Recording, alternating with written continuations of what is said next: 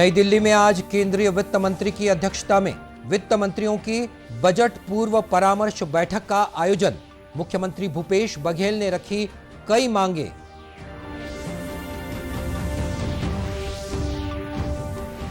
बारहवीं बोर्ड की परीक्षाएं 2 मार्च तथा 10वीं की परीक्षाएं 3 मार्च से। माध्यमिक शिक्षा मंडल ने जारी किया कार्यक्रम।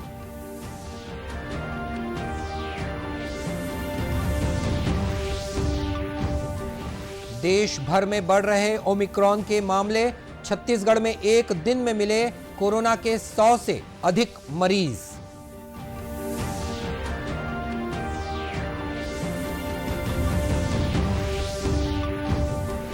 और बेमौसम बारिश और ओलावृष्टि से भींगा खरीदी केंद्रों में रखा धान। 6 समिति प्रबंधक निलंबित। सीएम ने दिए कलेक्टरों को आवश्यक व्यवस्था के निर्देश।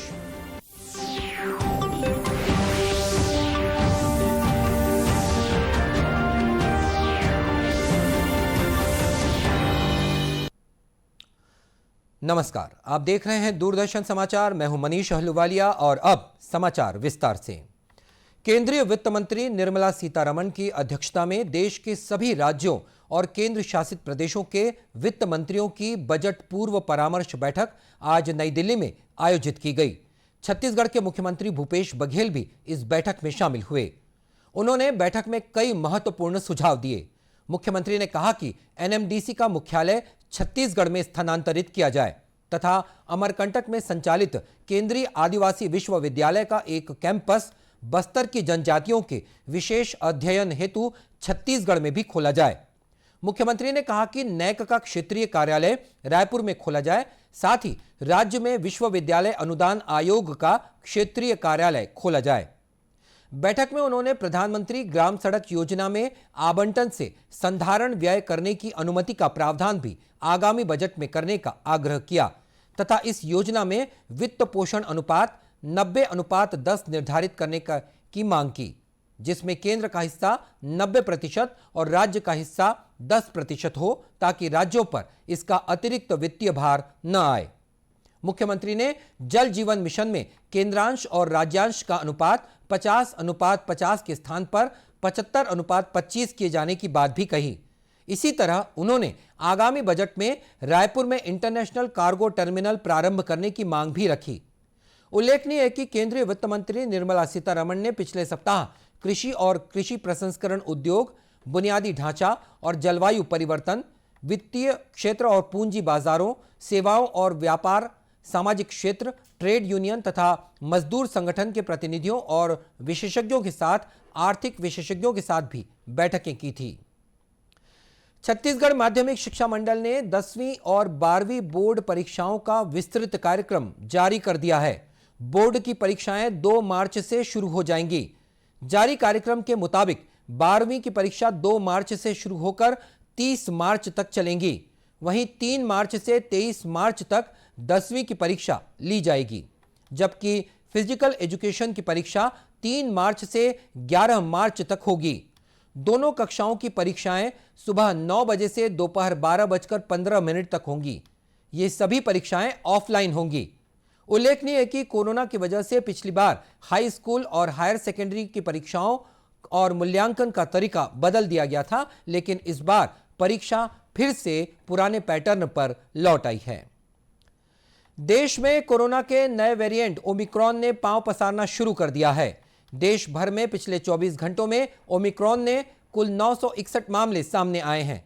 दिल्ली से सबसे अधिक 263 मामले सामने आए, उसके बाद महाराष्ट्र और गुजरात का स्थान रहा।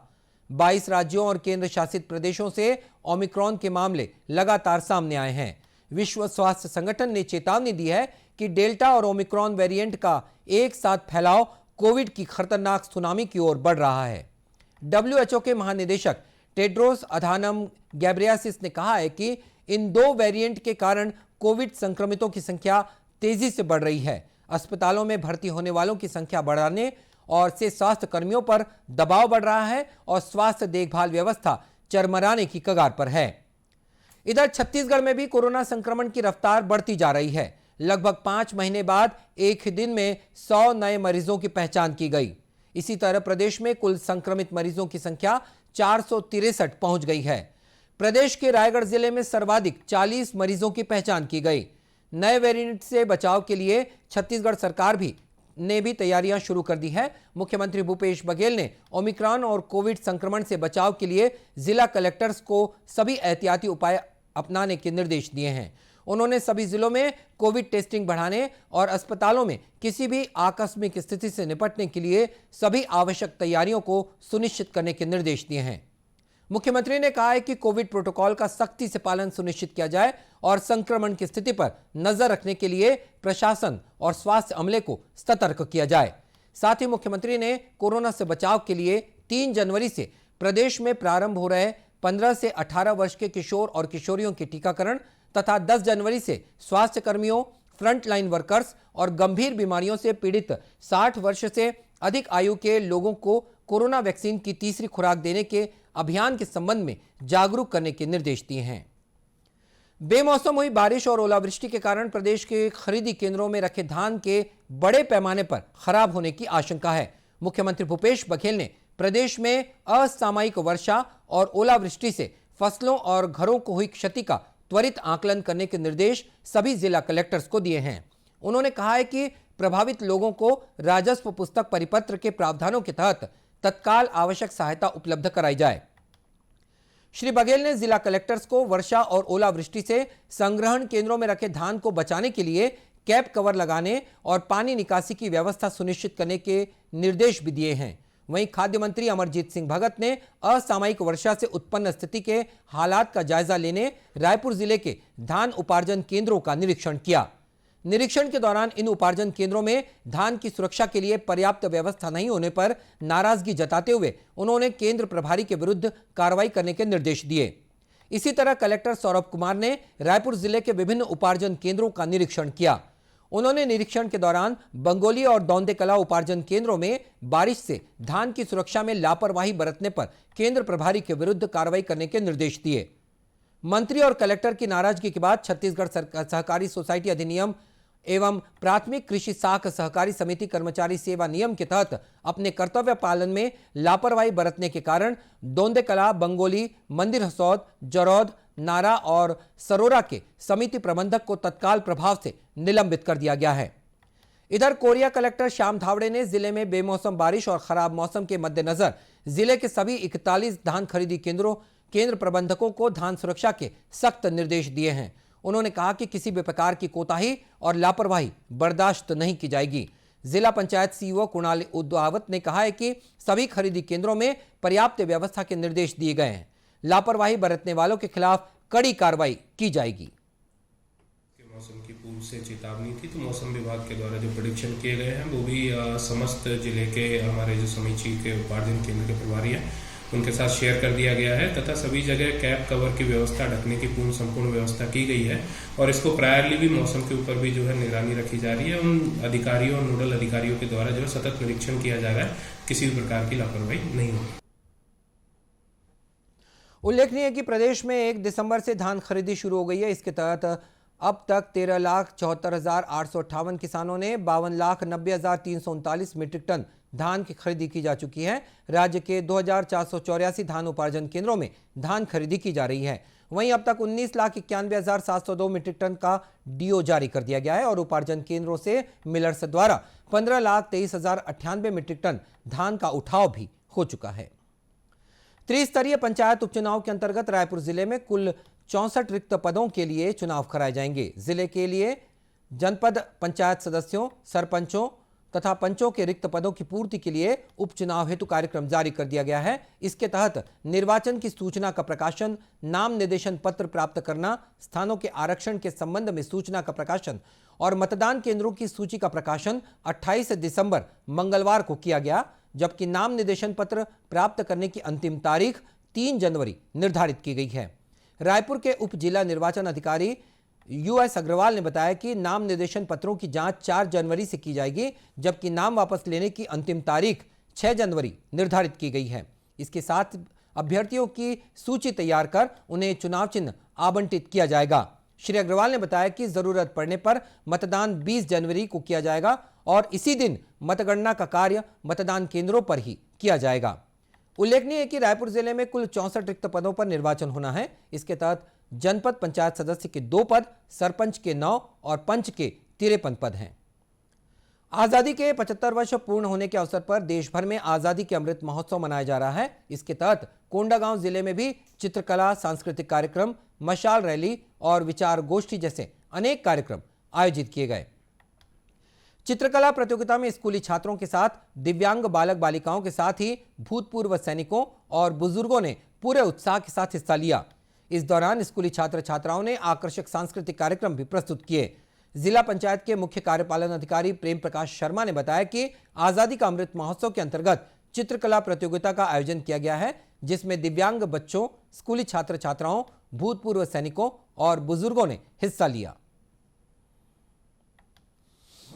आज़ादी के 75वें वर्ष पे आज़ादी का अमृत महोत्सव के उपलक्ष्य में जिला स्तर पे ये आयोजन हो रहा है, जिसमें हम चित्रकला प्रतियोगिता कर रहे हैं, जिसमें छोटे बच्चों से लेकर के उम्र दराज लोग अपनी चित्रकला की प्रतिभा को आजमा रहे हैं। साथ ही इसमें अभी हम दिव्यांग बच्चों का विशेष रूप से एक सांस्कृतिक कार्यक्रम करने वाले हैं और उनके साथ हमने स्कूल के अन्य सामान्य बच्चों को भी जोड़ा है, ताकि सब कोई एक दूसरे में भेद महसूस मत करें और एक साथ मिल करके एक समावेशी वातावरण में आगे बढ़ें। साथ ही शाम को भी जो है यहाँ पे जो नगर में 2 स्वतंत्रता संग्राम सेनानी हैं, उन आदरणीय जनों के घरों तक पहुँचने के लिए हमने एक मशाल रैली का आयोजन किया है। आजादी के महत्व और कार्यक्रम के महत्व को रेखांकित करते हुए हस्तशिल्प विकास बोर्ड के अध्यक्ष चंदन कश्यप ने कहा कि आजादी के महत्व को हमने पढ़ा और जाना है, लेकिन भावी पीढ़ी को भी उसकी जानकारी होनी चाहिए। उन्होंने कहा कि अगली पीढ़ी को इसकी जानकारी देना जरूरी है। केंद्र सरकार इन दिनों आजादी का अमृत महोत्सव मना रही है। 75 सप्ताह तक चलने वाले इस कार्यक्रम के दौरान हम आजादी के जननायकों से नई पीढ़ी को परिचित करा रहे हैं।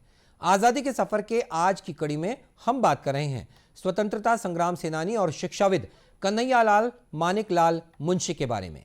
1887 को गुजरात के भरूच में हुआ था।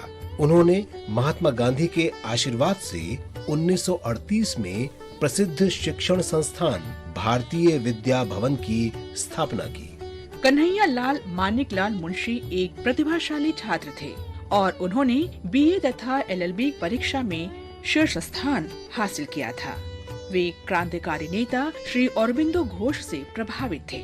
बॉम्बे में वकालत करते हुए वे एनी बेसेंट की होम रूल लीग में शामिल हो गए और उस समय के कई प्रमुख स्वाधीनता सेनानियों जैसे सुरेंद्र नाथ बनर्जी और महात्मा गांधी से मिले। 1927 में वे बॉम्बे विधानसभा के लिए चुने गए, लेकिन बारडोली सत्याग्रह के बाद उन्होंने इस्तीफा दे दिया। उन्होंने सविनय अवज्ञा आंदोलन में भी भाग लिया और 2 बार जेल गए। कन्हैयालाल मानिकलाल मुंशी 1937 के बॉम्बे प्रेसिडेंसी चुनाव में फिर से चुने गए और बॉम्बे प्रेसिडेंसी के गृह मंत्री बने। उन्होंने राज्य में सांप्रदायिक दंगों को शांत करने में मदद की।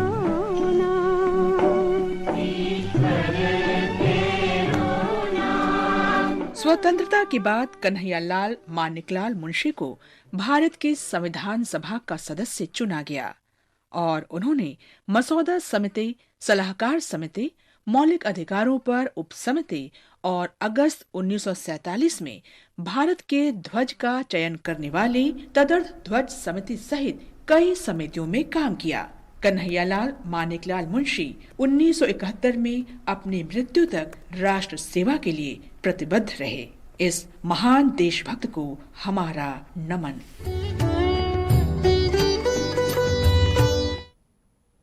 और बुलेटिन के अंत में मुख्य समाचार एक बार फिर।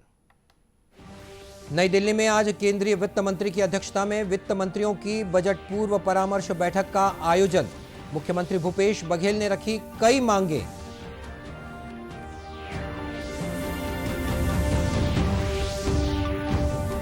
बारहवीं बोर्ड की परीक्षाएं 2 मार्च तथा 10वीं की परीक्षाएं 3 मार्च से। माध्यमिक शिक्षा मंडल ने जारी किया कार्यक्रम।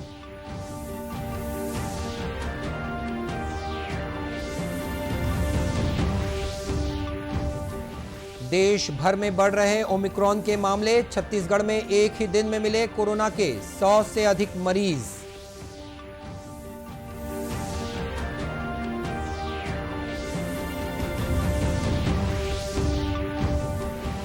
और बेमौसम बारिश और ओलावृष्टि से भींगा, खरीदी केंद्रों में रखा धान, 6 समिति प्रबंधक निलंबित। सीएम ने दिए कलेक्टरों को आवश्यक व्यवस्था के निर्देश। और इसी के साथ ये समाचार बुलेटिन समाप्त हुआ। नमस्कार।